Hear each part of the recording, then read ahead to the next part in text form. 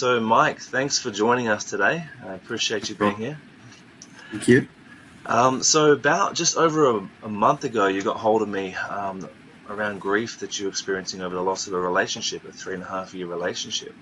hmm Um, Now, you mentioned to me in the past when you went through breakups and relationships, you would be incapacitated for up to 6 months. Yeah. Getting over a breakup, and this was one of the more closer relationships you've had. Yeah. Um, Yeah, what was the intensity of the grief like when you got hold of me? What was going on? Um, yeah. So it was the same as what I'd experienced in the past. In that, it had completely incapacitated me for the previous. It was somewhere between 6 or 8 weeks before I got in touch with you. Yeah. So I hadn't been to work in that time. I'd spent most of my time, lying down, trying to sleep because that was, the only place I could find peace. So I was either in the house, in bed, or on the couch, and just really nervous because in the past it's put my job at risk, but I've been really lucky to have some strong relationships and a good track record. But the company I'm working with now, I haven't been with that long, Mm.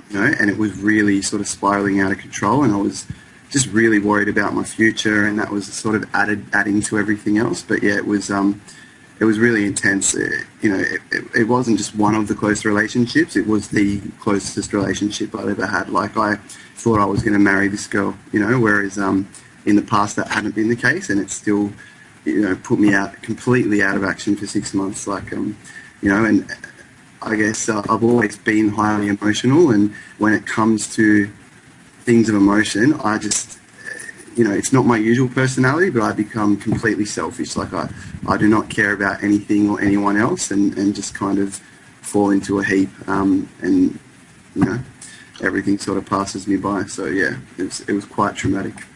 Got it. Yeah, Okay, thanks for sharing. no problem. So, how did you typically manage grief? You mentioned lying down in bed, just trying to rest. That was just the strategies you were using in the past and so forth. Did you talk Yeah, to anyone, or yeah, pretty much that? yeah, exactly. So uh, I would, if I had any sort of grief, as I said, I would get stuck in it for a long period. So I Mm. would talk to people, but after a week or so, I'd exhausted all those people, through just constantly talking and repeating myself and going through the same things. And people will be patient and give you advice to a point, but Mm. kind of, I was aware enough to not want to ruin those relationships. So when it got to that point where they were just like, get your shit together, Mm. I would then, retreat. And the only peace I found from grief was sleeping. So I would stay in my. If I'm going to be brutally honest, like, I found, you know, comfort in harmful thoughts. Like things happening to me, things happening around that situation I was grieving over. So I would spend my time thinking about that and trying to fall asleep so that I wouldn't have to deal with it. You know what I mean? Because it was so intense. And you know, I generally have a really good routine. So I go to the gym, I eat a lot and all those things, and I wouldn't eat, I wouldn't go to the gym, I wouldn't partake in anything other than, I guess, feeling sorry for myself is the best way that I could describe it. Got it. Yeah. So when we worked together and we did the process, we had a couple of sessions, and we spaced it out a little bit. What was the process like? What was it like going through the actual process, the grief relief process? Um, so thinking back to the first session, Mm. it there's specific questioning. So the way that I remember it, you would ask me some questions at the start.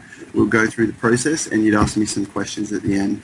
And definitely, just the first sort of section we went through, um, I wasn't quite aware of anything. And then when you asked me all the questions in the end, and asked me to sort of look into myself and is there any attachment to that trait and am I feeling any grief, Mm. I was mind blown. Like, and I'm sure you remember that as well. I I was do. like, it's absent. It's not there. I don't feel happy. I don't feel sad. It's just Mm. level. It's balanced. And that was astounding for me because I didn't think in you know, it was obviously the whole thing was a long process, but in that short time, maybe it was 45 minutes, an hour that we spent on that first section, Mm. I was like, wow, I can't believe that just through this, like, I mentioned it to you as well, it was the most effective and rapid result coaching process I've ever been through, you know what I mean? So, Yeah. yeah, and then as time went on, I was still amazed, but obviously as it kept happening, you know, it was becoming an expectation. Does that make sense? Like, Sure. yes, Yeah, I was still like, normalizes. yeah, wow, I can't believe that's gone, but like I knew it was coming. Like, Yeah. and then you know that was crazy, and the effects of that, like my thought processes around the stuff that you taught me helped over the next few days helped me deal with that grief, but also helped me deal with so many other things that came, like everyday things, like little things in terms of finding that neutrality and balance. And then the second session, again, we did similar stuff, which was amazing, but I found because we had a little more comfortability with each other, you just imparted a lot of knowledge on me, like a lot of really impactful stuff that, you know, I wrote down as quick as I possibly could, and it's just like really, really stuck with me and just helped me in ways beyond just that grief that I was going through, you know. So yeah, like I couldn't speak highly enough of the whole process. Thanks. I'm getting a bit excited. I hope I haven't lost track of the question. You're right. All good. Excitement's good. Yeah. So let's go to the end. The process is now complete, and a couple of days on, was there any grief at all? What was going on? Because what was happening? Yeah, so that was particularly mind-blowing, and not just for myself, but for the people around me as well, because I have a lot of long-term friends who have been with me through previous breakups, and were gearing up for the, you know, the 5-6 month process of me just being stupid, you know. So yeah, like I honestly, for a few days afterwards, I guess the main thing that I dealt with was not the grief itself, but a bit of loneliness that came from the habit of having somebody there all the time.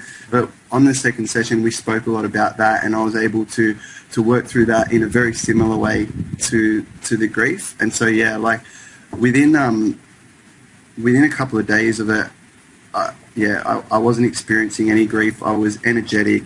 At work, they started to say, "Oh, you're coming back, and it's good to have you back." And my friends were a little bit confused about it. And you know, to be honest, in hindsight, you know, because we spoke a lot about values and the restrictions I had in a relationship, I realised myself that the relationship was actually a bad thing, you know, for me. Like, as much as I loved it, and, you know, like that, I was in a much better position being away from it. And funnily enough, you know, energetically with that change in me, I started hearing from my ex a lot more.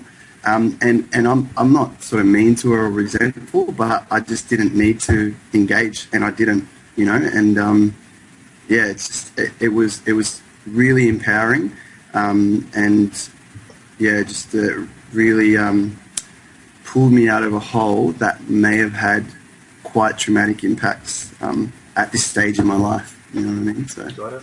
yeah. And the griefs are so unique to everyone, you know, who'll be listening to this, and how we go through it and how we feel at the end of it. And it's just completely different for each of us, but it's just so awesome to hear that at the end of that, your grief was completely cleared. So we're now just over a month down the road, and again, the grief hasn't come back. There's nothing at all. No, the grief hasn't come back, and, you know, even there's been some quite emotional attempts and kind of manipulative attempts from my ex to contact me, and it hasn't,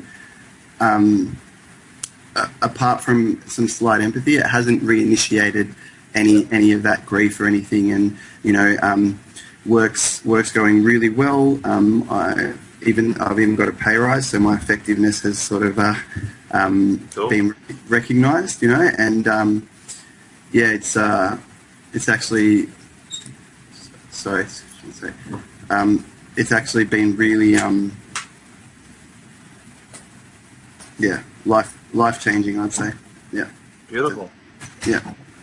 Well, Mike, thank you so much for sharing your story with us. I appreciate it, man. It's so awesome to hear where you've come. So thank you. Yeah, no problem. And if I could just say one thing, John, like aside, if people sort of choose to work with you in this process, like aside from, and I think I've probably already touched on this, dealing with the actual grief, the process itself, which you so selfishly, unselfishly, gifted to me, it's so useful in so many aspects of life. So it's not just about getting over that grief. Like, you know, if someone chooses to work with you in this, they'll get over that grief and they'll have a really good like a really clear and good understanding of a really useful tool that will just, you know, improve their life in so many ways. So, yeah. I love that you say that, because grief is any form of loss, and by virtue of being human beings, we're going through grief and loss and all the time. So yeah, definitely that the process has multiple effects. So I thanks for bringing that up. No, not a problem at all. Thanks very much. Thank you so much, Mike. Appreciate you, man. No problem. Appreciate you even more.